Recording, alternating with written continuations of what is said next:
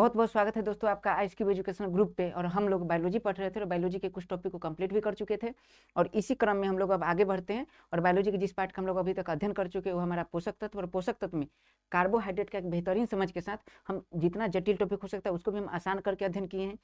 और इसके बाद कार्बोहाइड्रेट के बाद हम लोग देख चुके हैं प्रोटीन। और प्रोटीन में मुख्य रूप से हम प्रोटीन के जितने भी प्रोटीन का खोज कब हुआ, प्रोटीन शब्द का प्रयोग किसने किया, हम लोग एक बेहतरीन आयाम के साथ इस टॉपिक को सेट किए और आपको बढ़िया समझ में आएगा। और इसी क्रम में हम लोग अब प्रोटीन का अध्ययन करेंगे। आज तो आज हमारा टॉपिक है प्रोटीन के कार्य। अब समझते हैं इस बात को। अगर आप प्रोटीन का वीडियो नहीं देखें तो प्रोटीन वाला क्लास पहले कर लीजिए, फिर इस क्लास को देखिए तो आपको बेहतरीन समझ में आएगा। तो हम लोग का पढ़ने का आधार क्या था, तो हम लोग ऐसे पढ़े थे। सबसे पहले देखे थे प्रोटीन। तो प्रोटीन को पढ़ने के लिए सबसे पहले हम लोग देखे थे एमिनो एसिड। एमिनो एसिड किस प्रकार से प्रोटीन को, एमिनो एसिड दो प्रकार के होते हैं। एक वैसा एमिनो एसिड जो हमें जरूरी है बाहर से लेना पड़ता है, वैसे एमिनो एसिड जो हमारे शरीर में खुद बनते हैं। सभी का अध्ययन हम लोग कर लिए हैं। इसके बाद एमिनो एसिड से प्रोटीन कैसे बनता है, आखिर प्रोटीन का जो एक इकाई एमिनो एसिड कैसे, उसकी बात हम लोग किए हैं। प्रोटीन का खोज कब हुआ, प्रोटीन का खोज किसने किया, प्रोटीन शब्द का प्रयोग सबसे पहले किसने किया, इस बात पर अध्ययन किए हैं। और इसके बाद हम लोग देखे हैं कि प्रोटीन में अनिवार्य तत्व कौन से हैं एवं सहायक तत्व कौन कौन से हो सकते हैं, इसकी बात की है। कुछ ऐसे प्रोटीन जैसे मायोग्लोबिन में कौन सा तत्व पाया जाता है, उसके बाद इंसुलिन में कौन सा तत्व पाया जाता है, हीमोग्लोबिन में कौन सा तत्व पाया जाता है, क्लोरोफिल में कौन सा तत्व पाया जाता है। तो इन सारा आयाम को भी हम लोग देखें, यहाँ से सवाल बनते हैं एग्जाम में। और इसी के आधार पर हम लोग आज पढ़ेंगे प्रोटीन के कार्य। और प्रोटीन के कार्य को एक अलग तरीके से हम लोग पढ़ने का प्रयास करेंगे, चूंकि ये टॉपिक बहुत टफ होता है। तो हम लोग आसानी से इसे कैसे समझेंगे इस बात को देखते हैं। तो सबसे पहले हम इसको डायग्राम से बेस करेंगे। और हम लोग देखिए, ध्यान दीजिए, तो टॉपिक बनाते हैं प्रोटीन के कार्य। प्रोटीन के कार्य। अब प्रोटीन के कार्य याद रखना है, मैकेनिज्म ऑफ प्रोटीन या वर्क ऑफ प्रोटीन, मतलब शरीर में प्रोटीन का क्या क्या कार्य उसको देखने का प्रयास करते हैं। एक मिनट,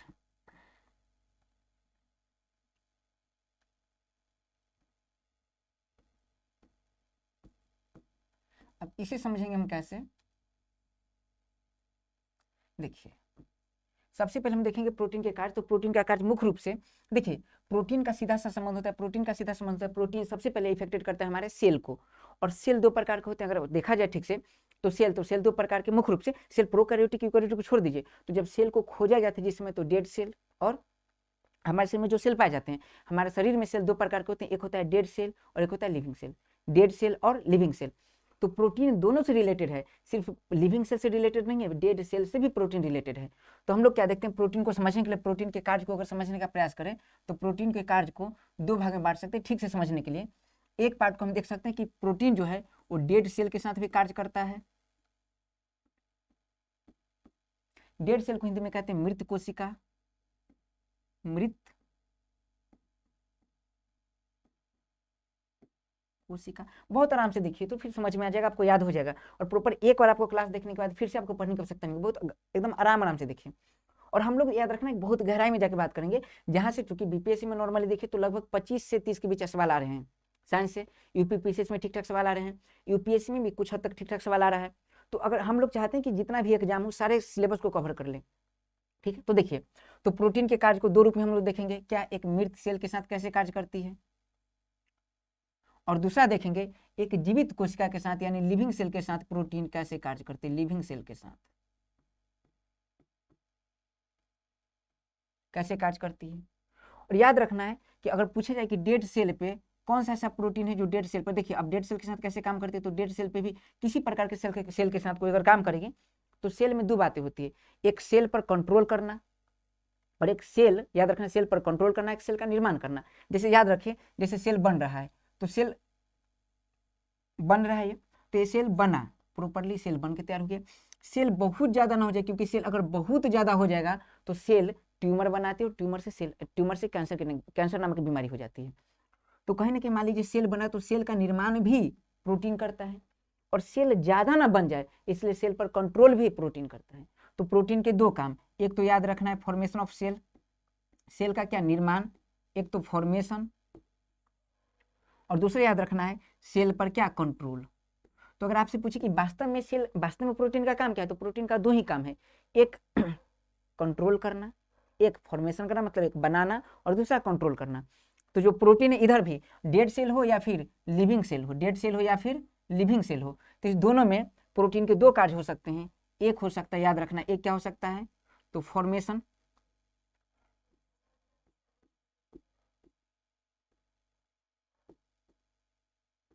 मतलब निर्माण,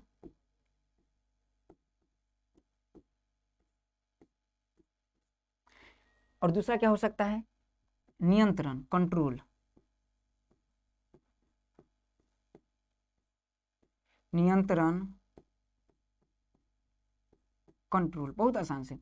अब ध्यान देते हैं और बहुत बेहतरीन समझ में आने वाला है। देखिए बहुत आराम आराम से हम लोग टॉपिक डिराइव करते हैं। टॉपिक बनाते कैसे हैं, लिविंग सेल में भी प्रोटीन दो ही काम करेंगे। एक क्या करेगा, एक करेगा कंट्रोल, नियंत्रण, और दूसरा क्या करेगा, फॉर्मेशन, निर्माण। अभी तक जितना हम लोग अध्ययन करेंगे इसको एक शब्द में देखें तो प्रोटीन का काम जीवित सेल हो, जीवित कोशिका हो या फिर मृत कोशिका हो, दोनों के नियंत्रण और निर्माण का काम कौन करता है, प्रोटीन करता है। मतलब हमारे शरीर में जितने भी कोशिका बनेंगे उस कोशिका को बनाएगा कौन, प्रोटीन, और कोशिका ज्यादा ना हो जाए इसका कंट्रोल कौन करेगा, प्रोटीन। इतना कवर है। अब हम लोग इतना बात समझ चुके हैं। अब हम लोग देखते हैं अगर डेड सेल हो, अब यहाँ से पढ़ाई आपका स्टार्ट होते हमारा बेस था। अब यहाँ से टॉपिक स्टार्ट करते हैं। टॉपिक ध्यान से देखिए, अगर डेड सेल हो तो कुछ हमारे शरीर में बहुत सारे प्रोटीन, कल मैं नाम भी बताऊंगा। जैसे कौन ऐसा प्रोटीन है जिसमें सल्फर पाया जाता है, आप याद रखिए, इस क्लास को देखना, ठीक है, आपको समझ में आ जाएगा, सवाल यहाँ से बनेंगे। लेकिन आप चाहते हैं कि बेहतरीन समझ हो आपका प्रोटीन का, तो प्रोटीन का जो पहला पार्ट उसको देख लीजिए, तो आप उस प्रोटीन के नाम से अवगत होंगे और उसी प्रोटीन के नाम का प्रयोग मैं इस क्लास में करूंगा, जो आपको आसानी से समझ में आ जाएगा। जान पहचान पहले से उस नाम से हुआ होगा। तो मैं अगर आपसे पूछूं कि कौन ऐसा प्रोटीन है जिसमें सल्फर पाया जाता है, तो केराटिन है। कौन ऐसा प्रोटीन है जिसमें, मतलब कौन ऐसा प्रोटीन जिसमें फास्फोरस पाया जाता है, तो कैल्शियम प्रोटीन है। कौन ऐसा प्रोटीन है जिसमें कैल्शियम पाया जाता है, तो याद रखना है उसको कह सकते हैं प्रॉपर, जैसे कैल्सियोटिन कह सकते हैं, या फिर उस प्रोटीन को कह सकते हैं एस्टियोटिन कहा जाता है, या फिर एस्टियोकैल्सिन कहा जाता है। तो इस प्रोटीन में कैल्शियम होता है। कौन ऐसा प्रोटीन जिसमें मैग्नीशियम होता है, तो क्लोरोफिल। ऐसे प्रोटीन है। कौन ऐसा प्रोटीन है, याद रखना, जिसमें आयरन होता है, तो हीमोग्लोबिन या मायोग्लोबिन। तो इन नाम को मैं बता चुका हूँ। अब क्या करना है, वही प्रोटीन, जितना प्रोटीन मैंने बताया था उसी प्रोटीन को इसमें अप्लाई करना है। बहुत आराम से देखना है। देखिए मृत कोशिका तो निर्माण भी करती, नियंत्रण भी। अब देखिए मृत कोशिका, जितनी मृत कोशिका हमारे शरीर में, मृत कोशिका कौन कौन सी, तो शरीर को देखिए, सबसे पहले देखिए बाल, डेड सेल है। अगर आपको लग रहा हो कि अगर डेड सेल है तो इसका वृद्धि कैसे हो रहा है, क्योंकि निर्जीव में तो वृद्धि नहीं होती, तो याद रखना वृद्धि होती है, क्योंकि याद रखना यहाँ से इसको पोषक तत्व मिलता है नीचे से। इस पर हम बात करेंगे जब हेयर पढ़ेंगे। तो यहाँ देखना है कि बाल कौन सा, डेड सेल है। दूसरा नाखून क्या है, डेड सेल है। दूसरा अगर किसी जानवर में देखे खुर, उसके पैर का खुर क्या है, डेड सेल है। तो किसी प्रकार की डेड सेल का निर्माण हो या फिर नियंत्रण हो, डेड सेल हो, बस डेड सेल हो, डेड सेल कोई भी हो, उसका निर्माण हो या फिर नियंत्रण हो। डेड सेल का निर्माण हो या फिर नियंत्रण हो, जो प्रोटीन करती है उस प्रोटीन का नाम है केराटिन। याद रखना है। तो अगर आपसे पूछूं ठीक से, मुझे ये बताइए कि मृत कोशिका का निर्माण या नियंत्रण कौन करती है, तो मृत कोशिका का निर्माण या नियंत्रण जो करती है प्रोटीन, उस प्रोटीन का नाम क्या है, केराटिन। केराटिन, बहुत ध्यान से देखिए, हिंदी में लिख देता हूं, केराटिन, केराटिन।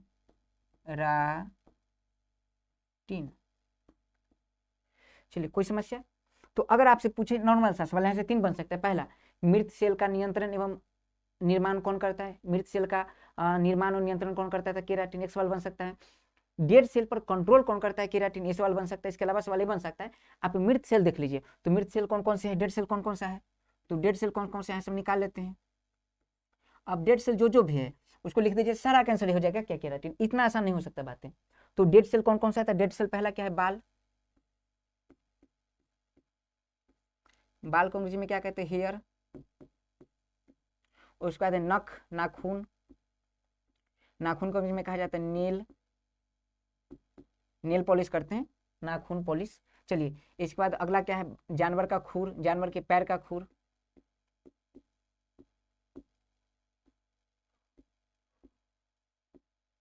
जानवर के जनरली में खुर लिख देता हूं, खुर। ये क्या है, ये जितने भी मैं आपको बता दूं ये सारे क्या है, तो यहां से आपको याद रखना, यहां से सवाल बने के पूरी चांस में इसको अंडरलाइन कर देता हूं। याद रखना, यहां से मैं जहां अंडरलाइन करूं यहाँ एकदम ध्यान रखना है कौन कौन सा पोर्शन है। तो अगर आपसे पूछे, सबसे पहले तो याद कर लीजिए कि मृत कोशिका कौन कौन सी है, मृत कोशिका कौन सी है, बाल। उसके बाद नाखून, जानवरों में खुर, ये सब क्या है मृत कोशिका। और मृत कोशिका पर कंट्रोल मतलब निर्माण या नियंत्रण कौन करती है, तो निर्माण या नियंत्रण कौन करती है, केराटिन। तो ये सवाल अगर आपसे पूछा जाएगा तो अब आप बनाने के लिए तैयार है। तुम्हारा 1.5 सेल कंप्लीट हो गया, बहुत आसान है। इसके बाद देखिए इसी आयाम से प्रोटीन को समझा जा सकता है, कवर है पूरा, बहुत आराम से हम लोग क्या देखते हैं, लिविंग सेल।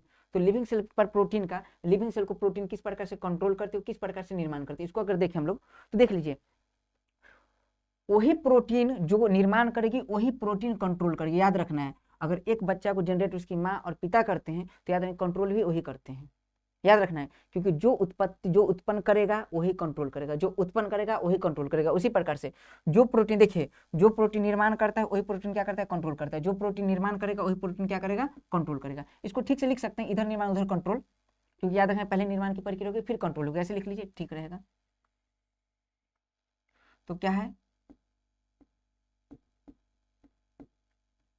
निर्माण और फिर क्या, नियंत्रण।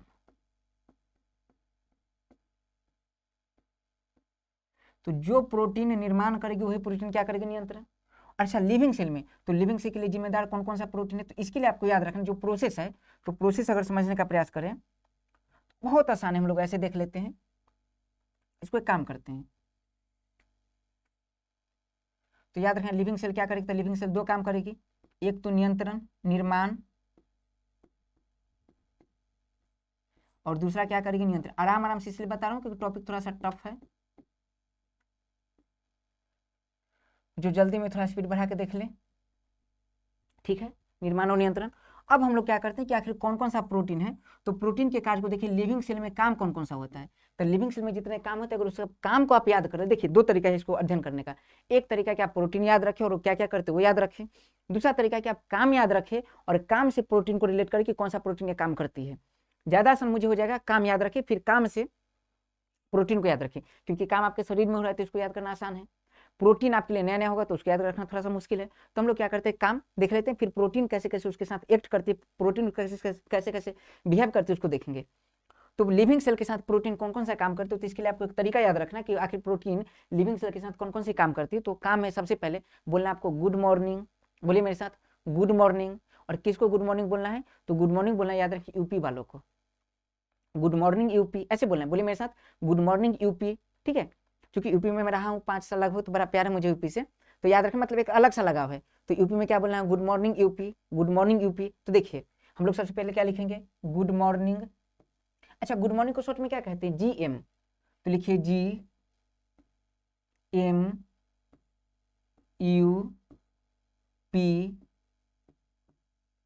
हो गया। बोलिए गुड मॉर्निंग यूपी। प्रोटीन का काम क्या है, अच्छा इस क्लास को एकेडमिक वाले भी देख सकते हैं जो प्रॉपरली 12th में है, या फिर जो एकेडमिक की तैयारी करते हो भी देख सकते हैं, क्योंकि मैं उसी हिसाब से अरेंज करता हूँ कि किसी भी लेवल पर आपके सवाल न बचे। और आप इससे मतलब प्रॉपर लिख भी सकते हैं कि प्रोटीन क्या है, प्रोटीन के कार्यों का उल्लेख करते हो, सर आप लिख सकते हैं बढ़िया से। तो देखिए कैसे बनाना है, गुड मॉर्निंग यूपी हो गया। उसके बाद 7 को क्या कहते हैं, तो 7 को क्या कहते हैं, हेप्ट, क्योंकि आपको याद होगा 7 का रिलेशन किससे, तो मतलब सेंट्रल का मूवी देखोगे घातक, तो घातक सेंट्रल का डायलॉग है कि सातों को साथ मारूंगा एक साथ मारूंगा, 7, तो 7 को ग्रीक में क्या कहते हैं, हेप्ट। तो हेप्ट यहाँ लिखिए हेप्ट। इसके बाद HEPTS,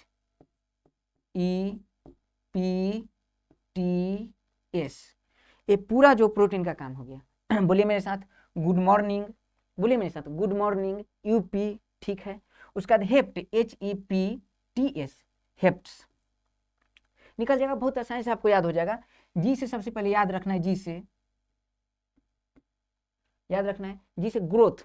प्रोटीन का सबसे इंपॉर्टेंट काम क्या है, अगर पूछेगा प्रोटीन का सबसे इंपॉर्टेंट काम क्या है, तो प्रोटीन का सबसे इंपॉर्टेंट काम है ग्रोथ करना। तो जी से क्या होगा, ग्रोथ।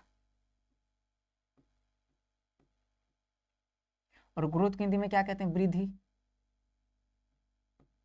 यानी अगर आपका लंबाई ज्यादा है तो उसका जिम्मेवार कौन है, प्रोटीन। इसीलिए छोटे बच्चों को याद रखना है प्रोटीन ज्यादा प्रोवाइड किया जाता है। दूध इसलिए पीने के लिए कहा जाता है, दाल पीने के लिए कहा जाता है, दाल खाने के लिए कहा जाता है जनरली, क्यों मांस मछली खाने के लिए कहा जाता है, शाकाहारी में वैसे पदार्थ खाने के लिए कहा जाता है जिसमें प्रोटीन हो।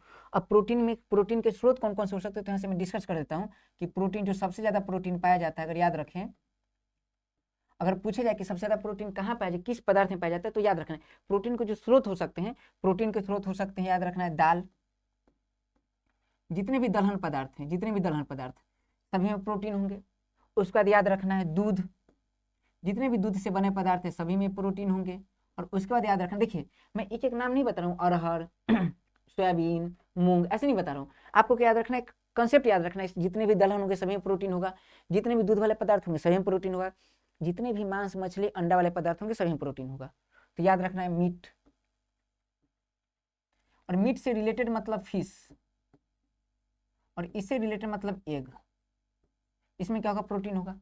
लेकिन अगर आपसे पूछे कि दाल दूध और मांस मछली इसमें सबसे ज्यादा प्रोटीन किसमें, तो सबसे ज्यादा प्रोटीन याद रखना है एक दलहन है जिसका नाम है सोयाबीन, इसे हम लोग सोयाबीन दाना के नाम से जानते हैं, सोयाबीन।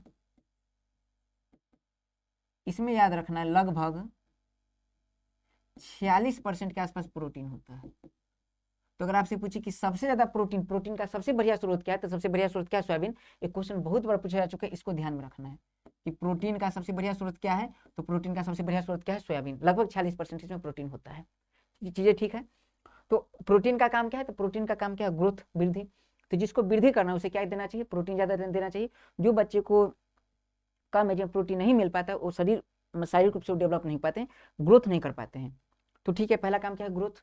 दूसरा काम अगर पूछा जाए कि दूसरा काम क्या है, तो मैं बता चुका पिछले क्लास में जब मैंने पोषक तत्व प्रारंभ किया था, तो मैंने बताया था कि जो जिम जाते हैं, जो मसल्स बनाते हैं, तो मसल्स के लिए किसकी आवश्यकता है, तो मसल्स के लिए प्रोटीन की आवश्यकता है। और जो मतलब मसल्स बनाते हैं उनके लिए कम से कम 1.5 ग्राम से 2 ग्राम के आसपास पर केजी के हिसाब से प्रोटीन चाहिए। तो इसका अर्थ है कि जो मसल्स बनाते हैं, मसल्स ग्रोथ के लिए, बॉडी में किसी प्रकार की ग्रोथ के लिए प्रोटीन चाहिए। तो मसल्स भी तो एक प्रकार का ग्रोथ है, तो ग्रोथ के लिए क्या चाहिए, प्रोटीन चाहिए। तो मसल्स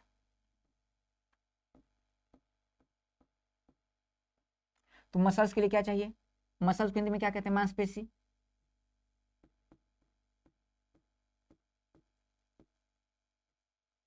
इसके भी निर्माण के लिए क्या चाहिए, प्रोटीन चाहिए। अब समझना है, यू से क्या याद रखना है आपको, तो यू से अल्सर। चीजें मैं समझाऊंगा, बहुत डिटेल से समझाऊंगा, बहुत आराम आराम से याद रखिए। यू से क्या है, ulcer, UL see here. Ulcer मतलब होता है घाव। क्वेश्चन पूछे कि घाव को ठीक कौन करता है, तो घाव को ठीक कौन करता है, प्रोटीन। इसके बाद अगर देखिए पी, तो अल्सर, ठीक। और उसके बाद पी से याद रखें पिगमेंट, किसी प्रकार के पिगमेंट। पिगमेंट किसे कहते हैं, तो पिगमेंट का मतलब होता है पिगमेंट। याद रखना है कि वैसा पदार्थ जो किसी को कलर प्रोवाइड करे उसे पिगमेंट कहते हैं। इसे हिंदी में कहा जाता है रंजक या वर्णक। तो पिगमेंट को क्या कहते हैं, वर्णक या रंजक। अच्छा, एच से क्या होगा, तो एच से होगा हार्मोन, हार्मोन। ए से होगा एंजाइम, एंजाइम। पी से वही पिगमेंट जो पर हम बात कर चुके हैं। और टी से याद रखना है, टी से ट्रीटमेंट ऑफ डिजीज, किसी प्रकार की बीमारी में भी हम प्रोटीन का इलाज करते हैं, प्रोटीन का प्रयोग करते हैं। तो याद रखना टी से क्या होगा, ट्रीटमेंट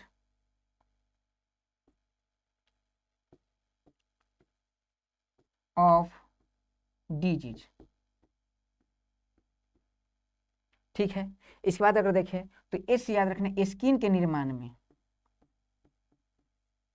स्किन के निर्माण में भी अगर आपसे पूछे कि प्रोटीन, ऐसे सवाल आ जाता है कि प्रोटीन के कौन कौन से काम है, तो बहुत आराम से याद रखना है। देखिए एक बार इधर देख लीजिए, फिर आप मेरे साथ नजर मिला के अगर बात कीजिए, आपको याद हो जाएगा प्रोटीन का निर्माण कौन कौन सा है। तो याद रखना गुड मॉर्निंग। जी से ग्रोथ मतलब वृद्धि कराने प्रोटीन का काम है, मतलब प्रोटीन वृद्धि में हेल्प करता है।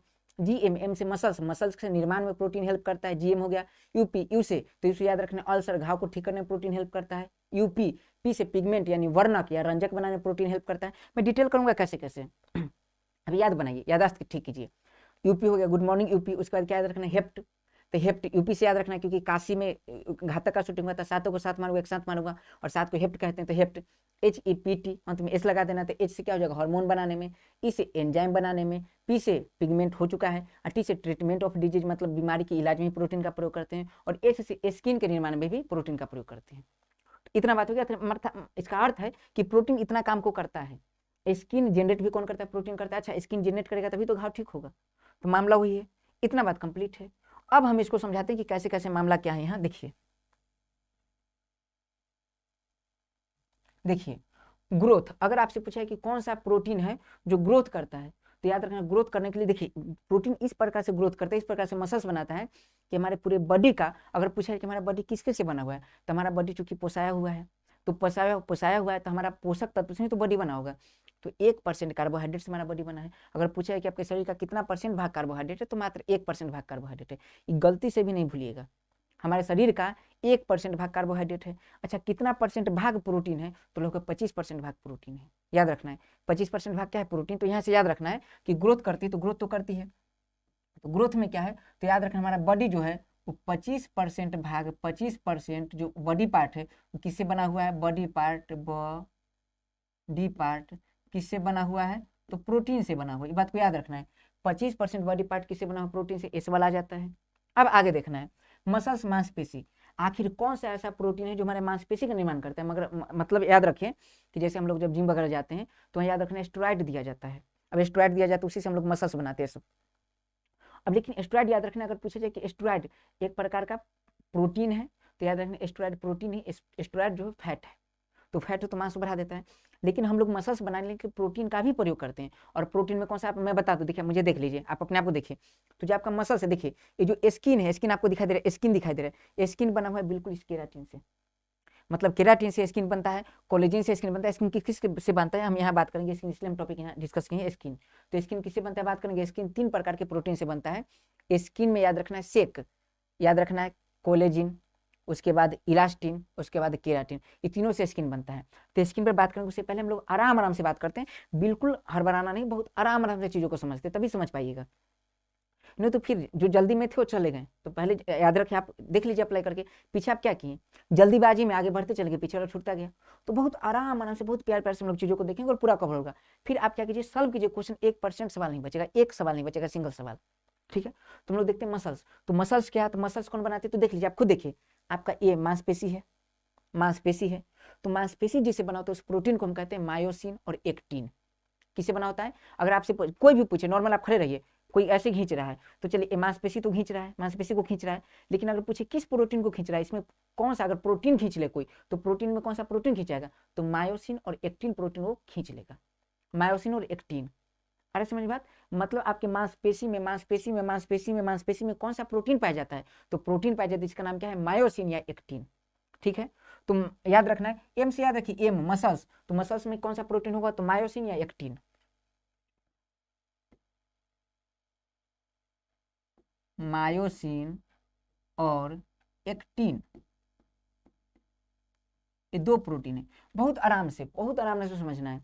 मतलब आज के बाद अगर पूछे कि कोई बोले कि ये मसल्स बढ़ा रहे हो क्या, तो उसको बोले यार मसल्स नहीं बढ़ा रहे हैं यार, प्रोटीन बढ़ा रहे हैं। कौन सा प्रोटीन बढ़ा रहे हैं, मायोसिन और एक्टिन बढ़ा रहे हैं। मायोसिन और एक्टिन, अगर आप मायोसिन का इंजेक्शन ले लेते हैं और एक्टिन का इंजेक्शन ले लेते हैं, याद रखिए आप बहुत ज़्यादा, मतलब प्रॉपर आपका मसल्स पूरा बढ़ जाएगा, एकदम हट्टा कट्टा 3-4 कट्ठा हो जाएगा, मतलब मजबूत हो जाएगा प्रॉपर। आ रहा समझ में। तो हमारा प्रोटीन जो है, याद रखना मसल्स है, मसल्स बढ़ाने के लिए कौन सा प्रोटीन लेना अनिवार्य है, तो उसका नाम मायोसिन और एक्टिन, बहुत आराम आराम से।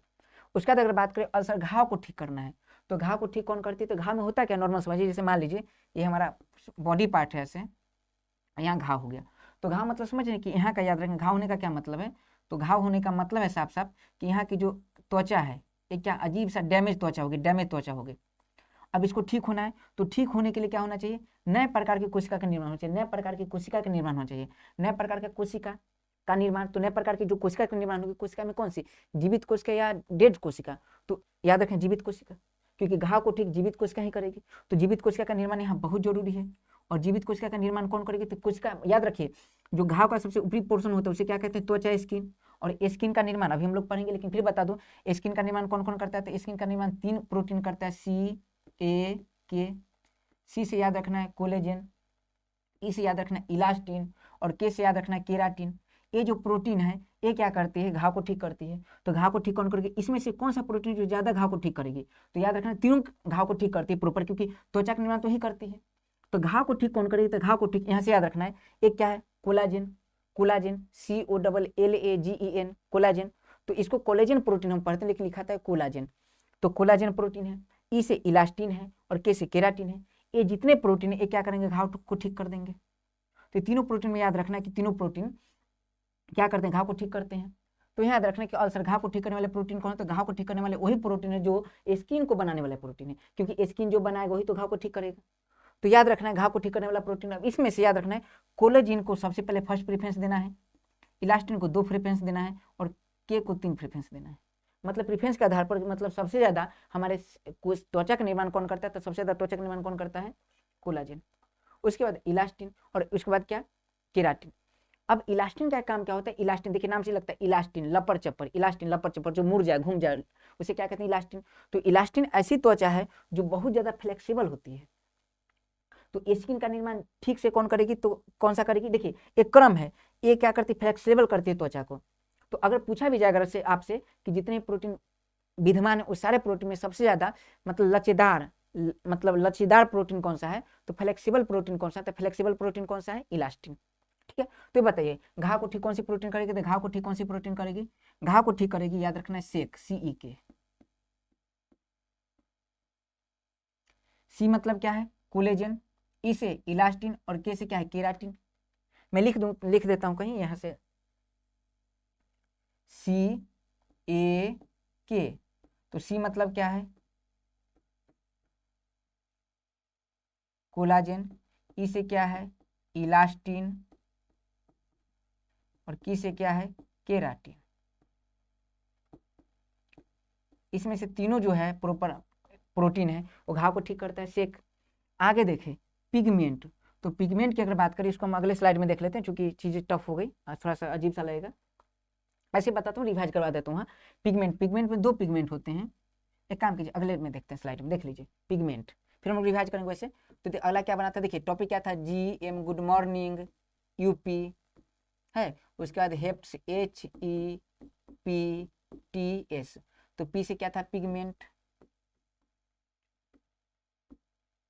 तो आखिर कौन कौन सा प्रोटीन, कौन कौन सा ऐसा प्रोटीन है जो पिगमेंट का निर्माण करते हैं, तो पिगमेंट क्या होता है, तो पिगमेंट समझिए कि पिगमेंट एक वैसा पदार्थ है जो कलर प्रोवाइड करते हैं, उसे पिगमेंट कहते हैं। जैसे अगर आदमी के शरीर की बात करें तो आदमी के शरीर में कलर, खून का रंग लाल क्यों होता है, तो ब्लड को जो कलर देते हैं उसे क्या कहते हैं, तो ब्लड को जो कलर देते हैं, याद रखना है। और पिगमेंट की बात करें तो कुछ महत्वपूर्ण पिगमेंट है, सब पर हम लोग बात कर लेते हैं अभी फिलहाल, कुछ कुछ इंपॉर्टेंट। जैसे अगर बात करें शरीर की बात करें तो देखिए आदमी के शरीर में, एनिमल में, या इसको ऐसे हटाते हैं, ऐसे देख ले कि जो पिगमेंट है, पिगमेंट किसे कहते हैं, पिगमेंट को हिंदी में कहते हैं रंजक या वर्णक। रंजक या वर्णक जो रंग प्रदान करते हैं उसे रंजक या वर्णक कहते हैं। कौन कौन से पिगमेंट होते हैं, जैसे में क्लोरोफिल, याद रखना है, इसको यहां से लिखते हैं क्लोरोफिल, देख लीजिए क्लोरोफिल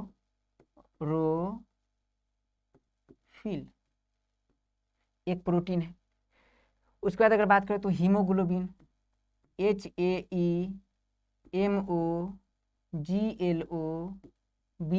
हीमोग्लोबिन। उसके बाद बात करें तो मायोग्लोबिन, मायोग्लोबिन, ठीक है। उसके बाद साइनोग्लोबिन, साइनोग्लोबिन, बहुत आराम से देखिए।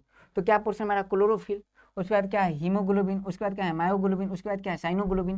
ये सब जितने सब क्या है, पिगमेंट है जो क्या कलर प्रोवाइड करती है। इसके अलावा देखें तो कैरोटीन, कैरोटीन भी याद रखना एक प्रकार का पिगमेंट है जो गाजर में रंग प्रोवाइड करती है। तो ये सारा क्या है, तो सारा पिगमेंट है। एक दो को और हम देख लेते हैं, एंथोसाइनिन, एंथोसाइनिन। इसके बाद एक और देख लेते हैं हम लोग, बहुत इंपॉर्टेंट है, लाइकोपिन, लाइकोपिन पिगमेंट है। एक और मुझे ध्यान में आ रहा है जो इंपॉर्टेंट है, जो सवाल पूछा जा चुका है, बीटाडिन,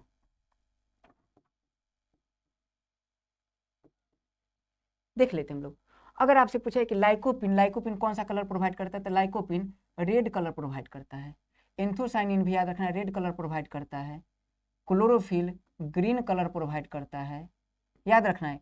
हीमोग्लोबिन, अच्छा इस चीजों को आपको टफ नहीं मानना है, ये चीजें लगातार बार बार आते रहेगा। हालांकि आप देखते हो कि कोई टॉपिक ऐसा हो जो बार बार मैं रिपीट करते रहता हूँ, क्योंकि ऐसा पढ़ा दिया हूँ कि आपको अजीब ना लगे। यहाँ कुछ नहीं करना, आपको एक बार नोट कर लेना, आपको याद करने का मन कर याद ना कीजिए, देखने का मैंने बार बार देखते रहिए।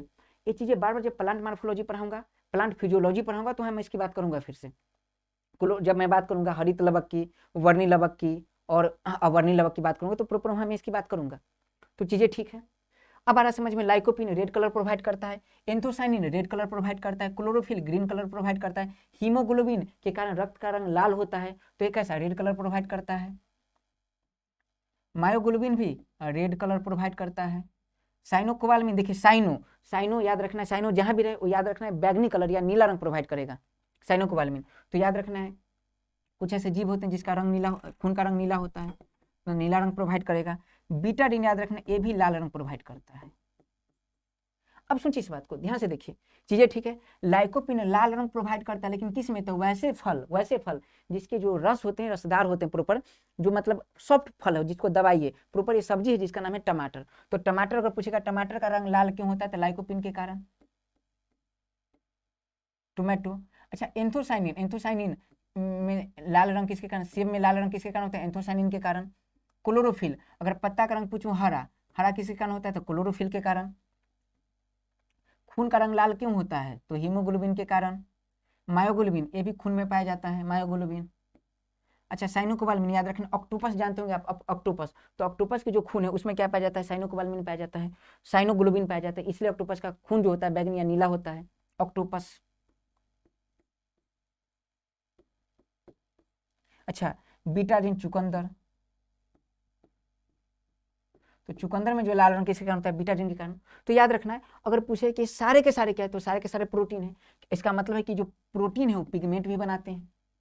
चीजें ठीक है, इसको आपको याद रखना है, एक बार बस एक बार देख लेना है।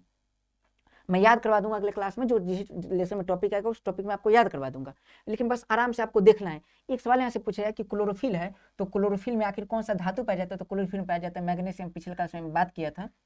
हीमोग्लोबिन में कौन सा पाया जाता है? तो लोहा, में पिछले क्लास में से बात कर चुके हैं। ये दोनों बात याद रखना है। मायोग्लोबिन में भी लोहा, जिसमें ग्लोबिन आएगा उसमें लोहा। कोबाल्ट, साइनो बात है, साइनो जिसमें आ जाएगा उसमें कोबाल्ट पाया जाएगा, इस बात को याद रखना है। और एक विटामिन है साइनोकोबालमिन, पूछा जाएगा उसमें कौन सी विटामिन पाई जाती है, तो कौन सा धातु पाया जाता है? तो कोबाल्ट। कोबाल्ट का प्रयोग याद रखना है, कैंसर की जांच या इलाज में करते हैं। चलिए ठीक है, चलिए तो रंजक हो गया। इसके बाद बात करते हैं, अगला बहुत इंपॉर्टेंट पार्ट है, एच से क्या होगा? हार्मोन बनाने में। ई से क्या होगा? एंजाइम बनाने में। पी से क्या होगा? पिगमेंट देख चुके हैं। टी से क्या होगा? ट्रीटमेंट ऑफ डिजीज में। और एस से क्या होगा? स्किन बनाने में, स्किन के निर्माण में। तो अगला स्लाइड में इसको देखते हैं हम लोग। तो अगला क्या था? Heaps, H E P T S, बहुत आराम से देखना है। एच से क्या होगा? हार्मोन।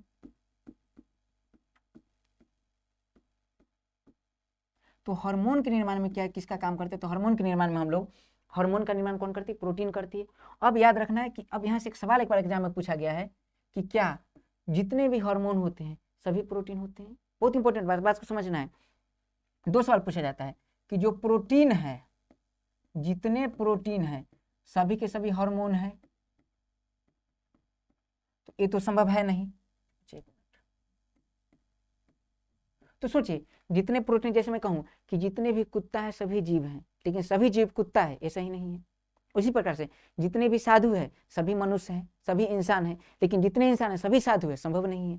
उसी प्रकार से याद रखना है, सभी हार्मोन है लगभग, याद रखना हार्मोन ये प्रोटीन होंगे, इस सवाल पूछा गया है, या फिर सभी प्रोटीन हार्मोन होंगे। ऑर्थोडॉक्स है दोनों की, सभी प्रोटीन हार्मोन है या फिर हार्मोन, सारे हार्मोन प्रोटीन है। तो प्रोटीन क्या करता है? हार्मोन बनाता है। प्रोटीन क्या करता है? हार्मोन बनाता है। इसका मतलब है कि हार्मोन जो होंगे प्रोटीन होंगे। तो लाइन के बारे आ जाता है लिखा हुआ कि ऑल हार्मोन आर प्रोटीन्स, सभी हार्मोन प्रोटीन होते हैं। तो इस बात को याद रखना कि ये बातें सही नहीं है पूरी तरह। क्यों?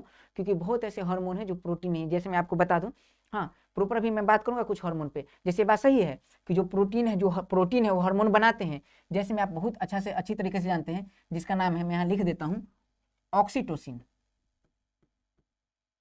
ऑक्सीटोसिन, ऑक्सीटोसिन एक प्रकार का हार्मोन है, जो क्या करते हैं हमारे शरीर में? तो दुग्ध का निर्माण, जो मिल्की ग्लैंड है उसमें याद रखना है, दूध का निर्माण कौन करती? ऑक्सीटोसिन। उसके बाद बात करें कि क्या हो, अच्छा ऑक्सीटोसिन याद रखना है। इसके अलावा अगर बात करें कि जैसे पशु है, पशु अगर मुख्य रूप से मतलब पशु का दूध सूख गया, अगर गाय दूध नहीं दे रही है, तो ऑक्सीटोसिन के रूप में पिटासिन नामक मार्केट में सुई आता है, वो सुई अगर दे दीजिए, तो सुई देने के बाद याद रखना 1-2 दिन के बाद जो पशु के दूध की मात्रा बढ़ाया जा सकता है। तो अगर पूछा जाए उसके बाद इसके अलावा भी बात है क्या कि ये जो ऑक्सीटोसिन जब बच्चा जिसमें बच्चा डिलीवर होता है, उसमें बच्चा को अगर निकालने में, बच्चा को बाहर निकालने में ऑक्सीटोसिन का बहुत बड़ा रोल है। ऑक्सीटोसिन और रिलैक्सिन दोनों का हेल्प है। तो ऑक्सीटोसिन याद रखना है। तो ऑक्सीटोसिन एक प्रकार का हार्मोन है जो प्रोटीन बनाती है।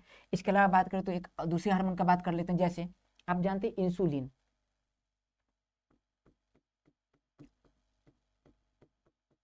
इंसुलिन उसके बाद बात करें तो ग्लूकागोन। ये सारे हार्मोन कौन बनाते हैं? प्रोटीन। इसका मतलब है कि जितने ए भी प्रोटीन है, ए भी प्रोटीन है, ए भी प्रोटीन है।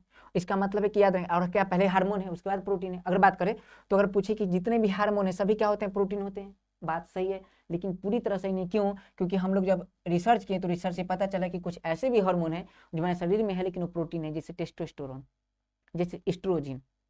याद रखना है, टेस्टोस्टेरोन, एस्ट्रोजन, ये सब जितने हैं ये सब हार्मोन है। एस्टेरोन, ठीक है, ये सब जितने, ये सब हार्मोन तो है लेकिन प्रोटीन नहीं है। इसका मतलब कि अगर ये बात कोई लिखे कि सम हार्मोन या मैक्सिमम हार्मोन, ये भी सही होगा, सम हार्मोन या मैक्सिमम हार्मोन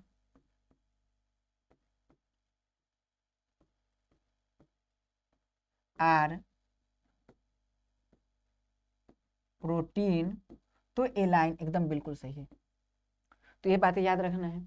अच्छा, आगे बात करें एंजाइम में, तो ये बात याद रखना, ऑक्सीटोसिन, इंसुलिन, ग्लूकागोन, ये सारे क्या है? प्रोटीन वाले हार्मोन है। अगर एंजाइम की बात करें तो एंजाइम मुख्य रूप से, जैसे आप जानते हैं कि खाना को पचाने के लिए अगर खाना पचाते हैं तो याद रखना एंजाइम, अलग प्रकार के एंजाइम जो मुख्य रूप से, देखिए कार्बोहाइड्रेट भी एंजाइम बनाते हैं। जैसे कुछ ऐसे एंजाइम होते हैं प्रॉपर जो कार्बोहाइड्रेट बनाते हैं। अब एक बात, सॉरी, एक मतलब क्या बोला जाते हैं? एंजाइम। तो प्रोटीन जो है एंजाइम का निर्माण करती है। अब कौन कौन से एंजाइम है तो मैं उसकी बात कर लूँ। एक है पेप्सिन, जो बहुत फेमस है, जिसकी बात मैं कर रहा हूँ, क्या है? पेप्सिन। उसके बाद बात करें रेनिन। ये सब जो एंजाइम है ये सब प्रोटीन को पचाने वाले एंजाइम है। जितने एंजाइम है, जितने एंजाइम, याद रखना है, सभी एंजाइम प्रोटीन के बने होते हैं। ये बात सही है, एक को छोड़कर। और एक जिसका नाम क्या है? याद रखना है, राइबोजाइम।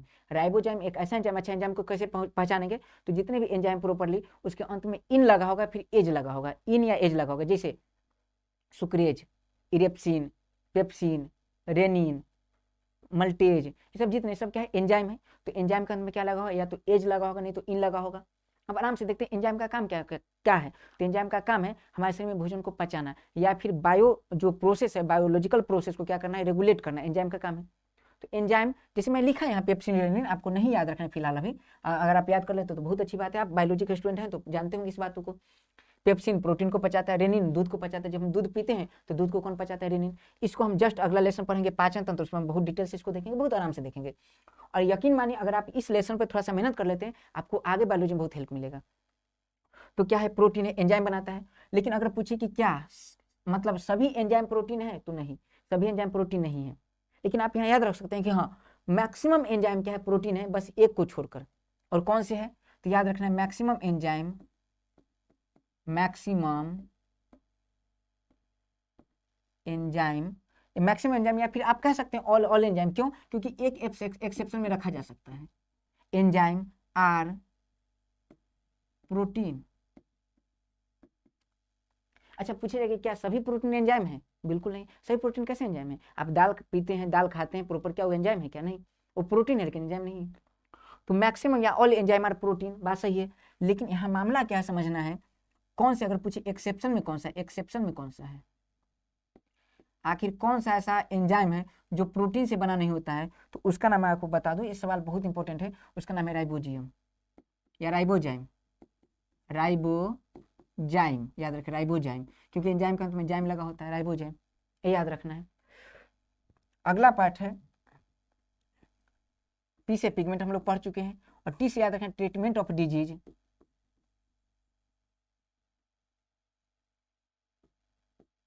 ट्रीटमेंट ऑफ डिजीज मतलब बीमारी के इलाज में। तो बीमारी के इलाज में भी किसका प्रयोग करते हैं हम लोग? एंजाइम, प्रोटीन का।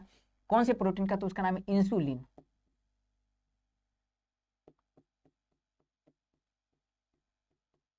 इंसुलिन का प्रयोग करते हैं। इंसुलिन का प्रयोग कहाँ करते हैं? तो याद रखना है, अगर आपको मधुमेह नाम की बीमारी, डायबिटीज नाम की बीमारी है, तो डायबिटीज के इलाज में इंसुलिन का इंजेक्शन दिया जाता है, इंसुलिन का सुई दिया जाता है, टीका दिया जाता है। इंसुलिन का खोज किसने किया था? तो इंसुलिन का खोज किया था बैटिंग और बेस्ट ने। ये क्वेश्चन पूछा जा सकता है, बहुत इंपॉर्टेंट है। बैटिंग और बेस्ट ने, बेस्ट। तो याद रखना, अगर आपसे क्वेश्चन पूछे कि इंसुलिन का खोज किसने किया था, तो याद रखना आपको बेस्ट बैटिंग करना है, बेस्ट बैटिंग। तो बैटिंग एवं बेस्ट बैटिंग ने क्या किया था? इंसुलिन का खोज किया था। इसका प्रयोग कहाँ करते हैं? तो डायबिटीज के इलाज में। इतना याद रखना है। कैसे काम करते हैं हम लोग, जब पोर्शन पढ़ेंगे तो हम लोग देखेंगे। चलिए, अगर ट्रीटमेंट भी प्रयोग करते हैं, अच्छा एस से क्या होता है, स्किन, तो स्किन बनाने में हम लोग प्रॉपर कौन कौन से प्रोटीन का प्रयोग करते हैं, तो 3 है, सेक, CEK याद रखना है, सेक, और सी से क्या याद रखना है, कोलेजन,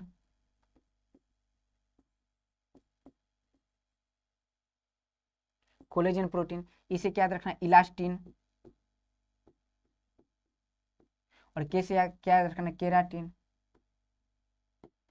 एक बार एग्जाम में पूछा गया कि त्वचा किससे बनी होती है, तो त्वचा बनी होती है केराटिन से, ये बात याद रखना है। तो ये हमारा क्या हो गया, प्रोटीन के सारा काम हो गया इंपॉर्टेंट। अब कुछ ऐसे एक दो ऐसे प्रोटीन बच जाते हैं जो प्रोटीन प्रॉपर, जैसे आपसे पूछा जाएगा कि रोटी किस प्रोटीन के कारण, आखिर गेहूं में कौन सा प्रोटीन पाया जाता है जिसके कारण रोटी जो है फूल जाता है, तो उसका नाम है ग्लूटीन, याद रखना ग्लूटीन। और ग्लूटीन का जो कॉम्प्लेक्स फॉर्म है ग्लूटोन, तो ग्लूटोन या ग्लूटीन याद रखना, ग्लूटोन मतलब जैसे बताता हूँ चीजें, ग्लूटीन को जब आप गर्म करते हैं तो ग्लूटोन में बदल जाता है, और वही ग्लूटोन जो है रोटी को फुला देती है।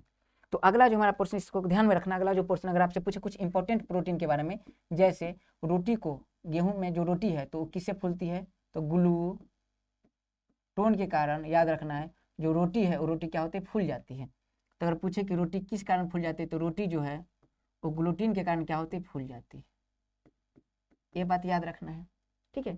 इसके बाद आप ये को याद रखना कि एक ऐसे महत्वपूर्ण प्रोटीन है जिसका नाम है टायरोसिन। टायरोसिन ऐसा प्रोटीन है, जैसे मान लीजिए कि आप कहीं रहते हैं, कहीं काम करने जाते हैं बाहर, या फिर पढ़ने के लिए बाहर जाते हैं, तो वहाँ का जो एटमॉस्फेयर है वो आप उसके साथ मैच नहीं कर पाते, सूटेबल नहीं हो पाते हैं। तो उसके साथ मैच होने के लिए होता क्या है मामला, कि जब आप कहीं भी बाहर जाते हैं तो आप नए जगह पर जैसे जाते हैं तो आपके शरीर में टायरोसिन की मात्रा कम नहीं लगती। टायरोसिन एक प्रकार का, याद रखना है, प्रोटीन है, मुख्य रूप से हार्मोन है टायरोसिन, और हार्मोन में कैसा, प्रोटीन वाला हार्मोन है। तो टायरोसिन क्या होता है, टायरोसिन जब आप कहीं नई जगह जाते हैं तो नई जगह जैसे ही जाते हैं तो प्रोटीन का एक और काम है, प्रोटीन का एक और काम है जिसका नाम है एडजस्टमेंट। तो आप क्या करते हैं, कहीं भी आपको एडजस्ट कर लेते हैं कहीं भी, तो क्यों, टायरोसिन के कारण। आप कहीं नई जगह जाते हैं तो आपके शरीर में टायरोसिन की मात्रा कम नहीं लगती है, जिसके कारण आप उदास होने लगते हैं, आपका उस जगह मन नहीं लगने लगता है, आपको अपनों की याद आने लगती है। ये क्यों होता है, टायरोसिन की कमी कारण ऐसा होता है, आप खुश नहीं रह पाते, अपने आप को रिलैक्स नहीं कर पाते, टायरोसिन के कारण ऐसा होता है। और इसके कारण, टायरोसिन के कारण ही आपका चेहरे पर याद झुर्रियाँ दिखने लगती है, आप बुढ़ापा महसूस होने, आपको बुढ़ापा जैसा महसूस होने लगता है, जैसे कम एज में बाल पकना चालू हो जाएगा, बाल झड़ना चालू हो जाएगा। तो याद रखना चीजें बहुत ध्यान से रखना है कि टायरोसिन के कारण क्या होता है, तो टायरोसिन के कारण याद रखना है, पहला तो बुढ़ापा जैसा, अगर टायरोसिन ज्यादा हो जाए तो क्या हो जाएगा, तो हम लोग टायरोसिन का फायदा पहुंचते, अगर हम लोग क्या किए, जैसे नया जगह गए, मन नहीं लग रहा है, बुढ़ापा जैसा स्थिति आ गया, अगर टायरोसिन हार्मोन बढ़ाने लगे अपने शरीर में, तो क्या हो जाएगा, बुढ़ापा, टायरोसिन क्या हेल्प करता है, तो बुढ़ापा से लड़ने में हेल्प करता है, बुढ़ापा से लड़ने में हेल्प करता है। इसके बाद क्या हेल्प करता है, तो आपको खुश रखता है, हमेशा खुश रखता है। इसलिए याद रखना, टायरोसिन को हैप्पी हार्मोन भी कहते हैं, क्या कहते हैं, हैप्पी हार्मोन।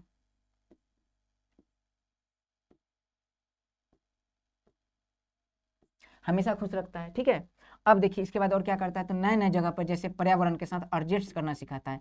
जैसे नए जगह पे आप गए तो वहाँ अगर आपको एडजस्ट करने में दिक्कत है, आप टायरोसिन का इंजेक्शन आता है ले लीजिए, तो आप नए जगह पर क्या कर पाइएगा, एडजस्ट कर पाइएगा। तो टायरोसिन का है, यहाँ से सवाल आ जाता है, उदासी से लड़ना, देखिए खुश रहने का मतलब उदासी से लड़ने वाला, तो क्वेश्चन आ चुका है कि कौन सा ऐसा हार्मोन है जो उदासी से लड़ने में हेल्प करता है, तो बड़ी उदास है जिंदगी, क्या चाहिए आपको, कोई साथी नहीं चाहिए, क्या चाहिए, टायरोसिन चाहिए, टायरोसिन लीजिए, आप एकदम खुश रहिएगा। तो ये हमारा प्रोटीन का पार्ट था, और प्रोटीन पूरी तरह समाप्त हो चुका है। आप क्या कीजिए, इसको रिवाइज कीजिए, सवाल सॉल्व कीजिए, आपसे सारे सवाल लगेंगे। और जो एप्लीकेशन है, अब देखिए प्रोटीन ऊर्जा देने का भी काम करते कई बार, तो प्रोटीन ऊर्जा देने का काम करते उसको हम लोग जब जब देखेंगे, कार्बोहाइड्रेट, विटामिन और प्रोटीन से होने वाला बीमारी एक साथ देखेंगे पोर्शन में, तो हम लोग इस बात को डिस्कस करेंगे, या फिर नॉर्मली प्रोटीन से होने वाला बीमारी हम लोग एक सेपरेट वीडियो में देखेंगे। अच्छा, सवाल बनते हैं तो हम लोग देखेंगे प्रोटीन ऊर्जा देने का भी काम करती है, और प्रोटीन ऊर्जा देती है, याद रखें, कार्बोहाइड्रेट से थोड़ा सा ज्यादा ऊर्जा प्रोटीन देती है।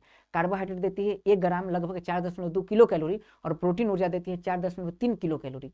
तो कार्बोहाइड्रेट से थोड़ा सा ज्यादा एनर्जी प्रोटीन देती है, लेकिन प्रोटीन का मुख्य काम क्या है, प्रोटीन का मुख्य काम क्या है, याद रखना, प्रोटीन का मुख्य काम है बॉडी बिल्डिंग करना, लेकिन याद रखना एक्स्ट्रा रूप में क्या करती है, एनर्जी दे देती है। जैसे आप समझिए इस बात को, जैसे मान लीजिए कि सेकेंडरी वर्क, अगर आपसे पूछे प्रोटीन का सेकेंडरी वर्क क्या है, तो सेकेंडरी वर्क ऊर्जा देना, और सबसे ज्यादा ऊर्जा कौन देती है, सबसे ज्यादा ऊर्जा कौन देती है, फैट।